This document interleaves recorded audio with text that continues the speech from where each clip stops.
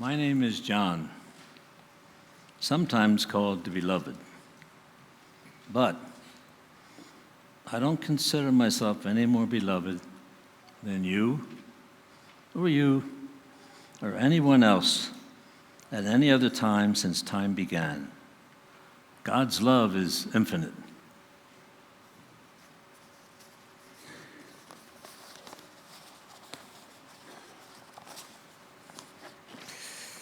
That boundless love is what I wrote about in my book called The Gospel, which means good news when I described it in this way.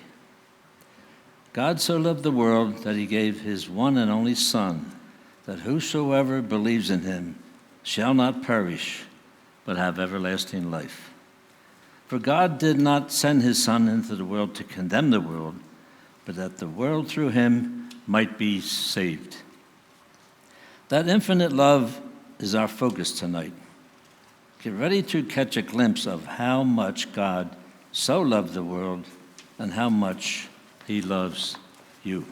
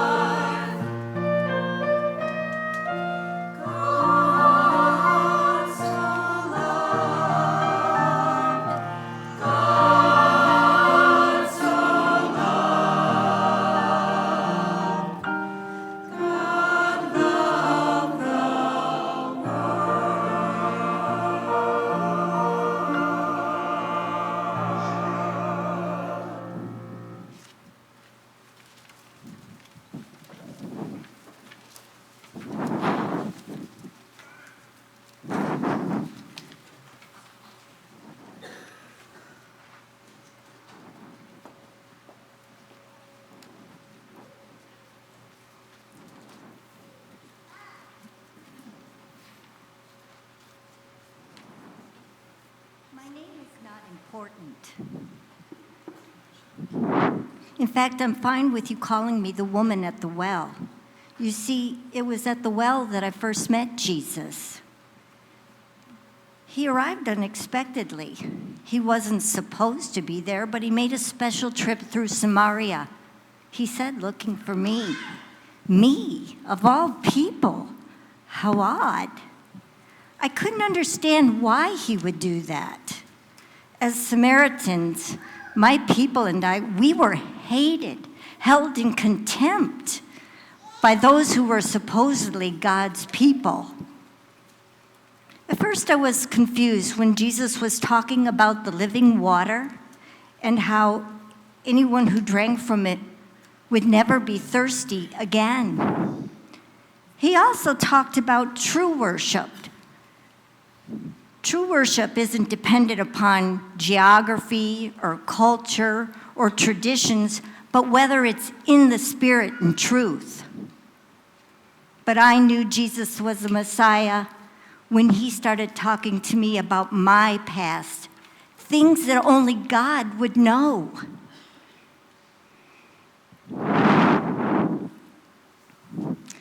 Jesus' life-filling words filled my soul to overflowing. I had found the living water. Right then and there, I knew I had to tell everyone about Jesus. So many people became his followers that when a crowd saw Jesus entering Jerusalem, they decided they were going to usher him in with a big procession to make a fitting pathway for the Messiah King. They started laying down palm leaves and taking off their robes and putting them in the street. And then everyone started shouting, "Hosanna, Hosanna! Blessed is he who comes in the name of the Lord. Hosanna, Hosanna! God, save us now. God, save us now."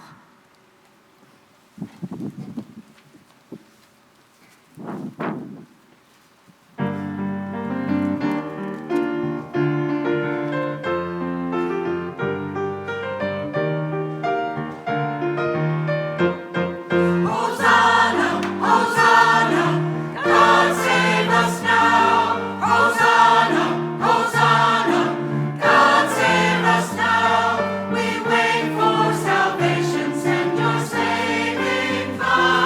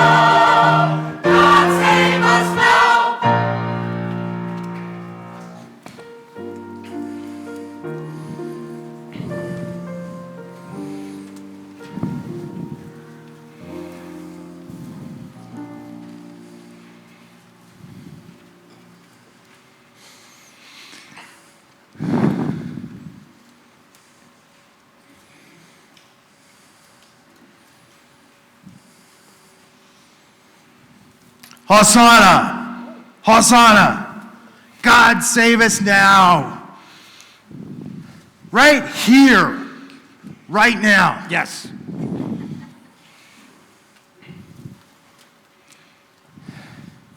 That's what everybody expected.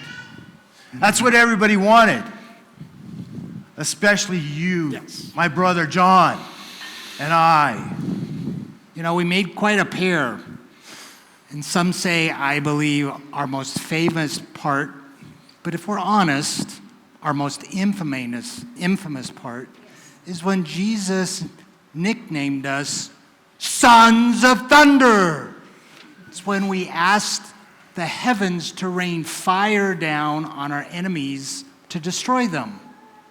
But God wasn't pleased, and neither was Jesus. He actually rebuked us, saying he came here not to destroy people's lives, but to save them. Exactly. Exactly. And remember when we asked him to place us at his right and left hand when he came into his kingdom? You know, I really can't believe that we did that. Me either. You know, Jesus said we didn't know what we were talking about when we said the first is last and the last is first. He also said the greatest in the kingdom will be the servant of all. You know, Jesus' way seemed backwards and confusing. But eventually, it started to make sense. It did. It did. As he patiently sat there, Patiently for me. you and me, teaching us all how to love and serve each other. And he demonstrated that the last time we had supper with him. He actually took a towel and a basin, filled it with water, and came to each of us, knelt, and washed our smelly, dirty, stinky feet. What a moment that was. It was unbelievable. How unexpected. How lovable and how memorable. We'll always remember that act of service and what Jesus said to us, as I have loved you, so now you must love one another. By this, everyone will know that you are my disciples. By this way of love.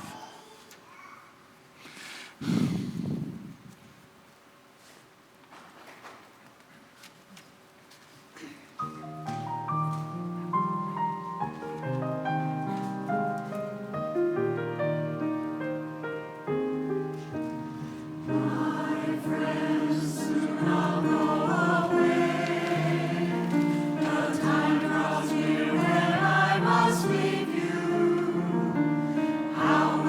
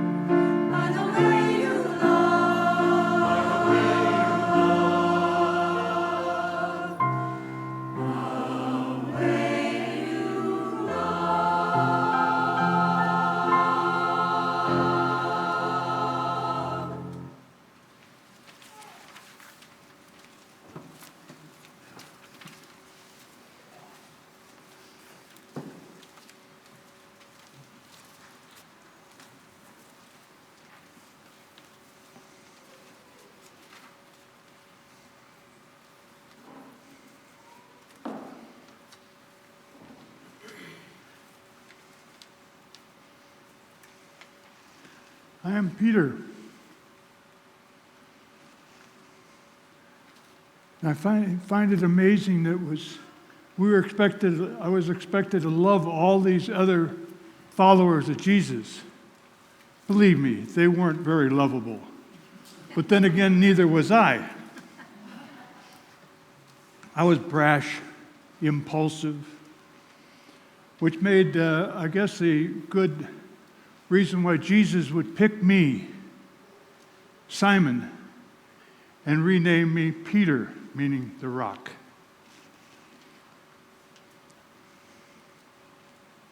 So many times I would open my mouth before saying something I really didn't want to say.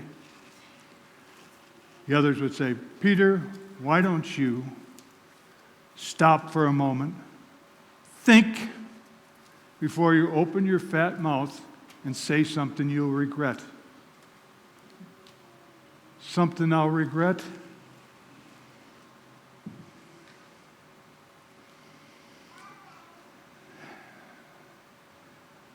Yeah.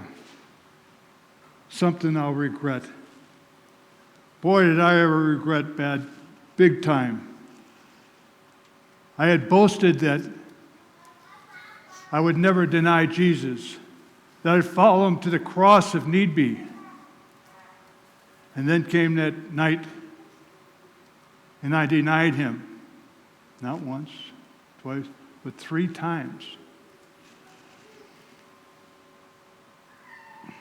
At that point in time, I recalled that Jesus had predicted that I would betray him 3 times. Jesus also predicted that one of us would betray him. Lord, is it I cried, as the others say, Lord, is it I? That phrase, Lord, is it I, still haunts me today. As well it might haunt you too.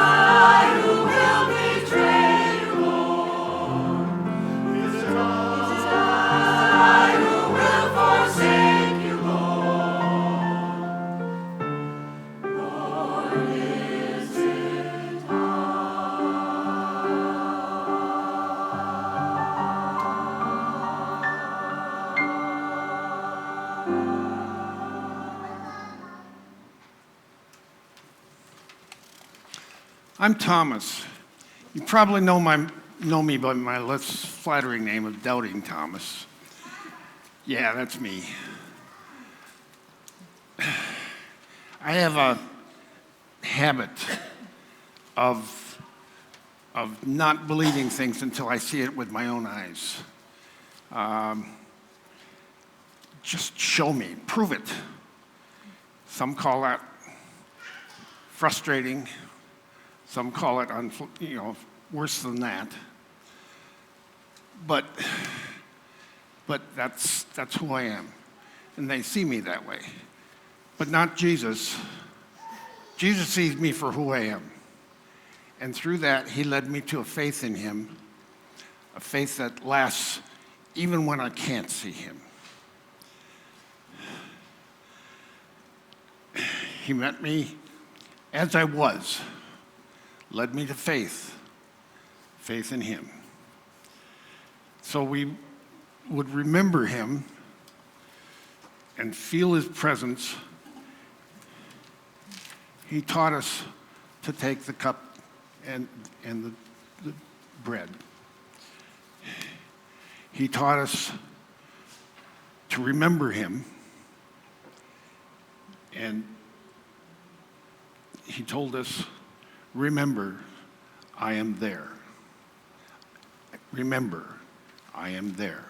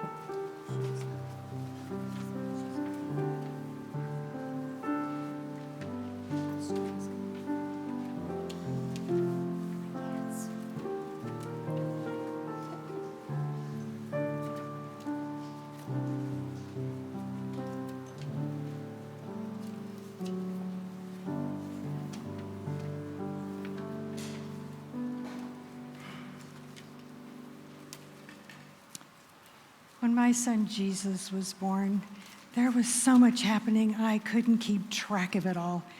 The angels, the sights and smells of the stable, the shepherds, the exotic visitors from far away, bringing really puzzling gifts. Gold I can understand, frankincense maybe, but myrrh? That's burial oil. And for a baby? So many things happened that night and throughout his life that just confused me and didn't make sense, but I pondered them in my heart. Through the years, I watched my son grow into the man who would call himself the bread of life, the good shepherd, the vine, the Son of Man, and the inscrutable I am. He was the embodiment of how God so loved the world, as John the Baptist described him as the Lamb who takes away the sin of the world. That is how much God so loved. That is how he loves the world. And God so loves you.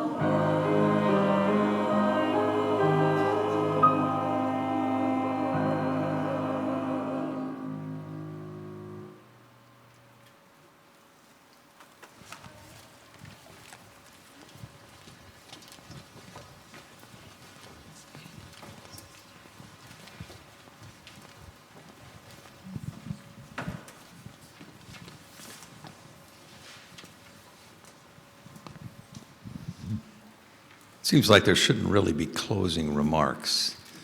The dialogue, the music came together. What a way to kick off the Triduum, to open our hearts to the reality of God's love for us, for all of humanity.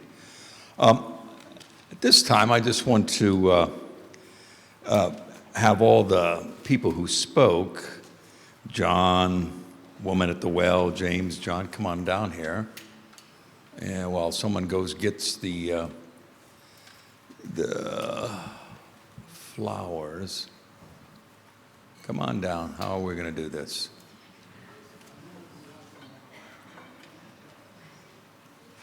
Come on, all the major actors down here.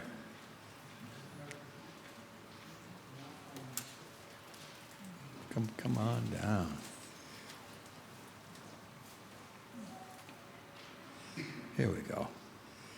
In theater, the theater, flowers are an important part of letting people know their contribution was beautiful, and so these are for you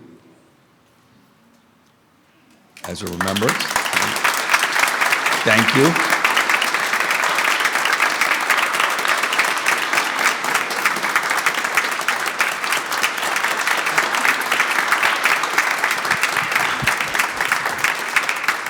Thank you, thank you, thank you for your wonderful participation and bringing what I think most of us think about. What was it like back then? You know, just what it must have been like. But all this gives way to another thank you that we need to make, and that is to, and guess what? She's here, Becky Solomon, who wrote the words. Yes, thank you, Becky.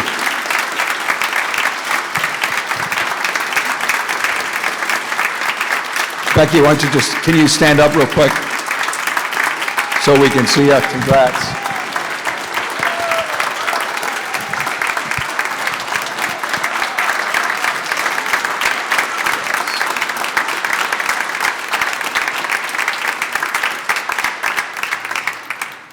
To the musicians, James, the choir, oh my goodness. It comes together so beautifully.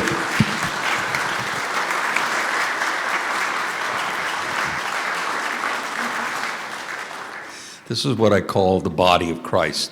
The diversity of different jobs and things that need to be done come together as a whole, and the outcome is that it touches our hearts and brings us closer to God through words and music. God's blessing to each and every one of you. Hope to see you tomorrow as we continue Triduum into Good Friday. Blessings as you go out, the offering's there, and again, thank you everyone for your beautiful. Huh? We'll go out there. Oh, we can go out and greet them, yes, and they'll sign autographs and all that.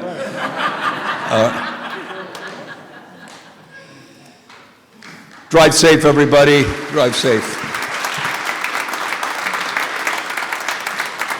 I don't know the sign language. What? Say it. Piano.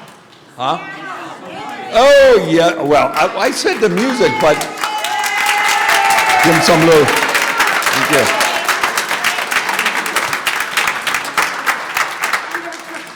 As we've said, next to silence, music is the gift that touches us closest to God. Thank you very much, everybody. Have a good evening. God's blessings.